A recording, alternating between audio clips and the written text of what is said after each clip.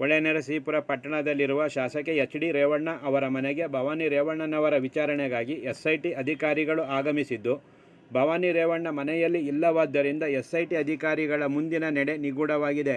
ಕ್ಯಾರ್ನಗರ police ಠಾಣೆಯಲ್ಲಿ pen drive ಸಂತ್ರಸ್ತೆ ಮಹಿಳೆಯೊಬ್ಬರ ಪುತ್ರ ತನ್ನ ತಾಯಿ ಅಪಹರಣವಾಗಿದೆ, ಹುಡುಕಿ ಕೊಡಿ ಎಂದು ದೂರು ನೀಡಿದ್ದ ಹಿನ್ನೆಲೆಯಲ್ಲಿ ಎಸ್ಐಟಿ ಅಧಿಕಾರಿಗಳು ಭವಾನಿ ರೇವಣ್ಣ ಅವರಿಗೆ ಶನಿವಾರ ವಿಚಾರಣೆಗಾಗಿ ನಿಮ್ಮ ಮನೆಗೆ ಆಗಮಿಸುತ್ತೇವೆ ಎಂದು ನೋಟಿಸ್ ನೀಡಿದ್ದರು ಎನ್ನಲಾಗಿದ್ದು, ಇದರ ಹಿನ್ನೆಲೆಯಲ್ಲಿ ಎಸ್ಐಟಿ ಇನ್ಸ್ಪೆಕ್ಟರ್ ಶ್ರೀಧರ್ ನೇತೃತ್ವದಲ್ಲಿ ಮಹಿಳಾ ಅಧಿಕಾರಿ ಜೊತೆ 2 ವಾಹನಗಳಲ್ಲಿ ಆಗಮಿಸಿದ್ದಾರೆ.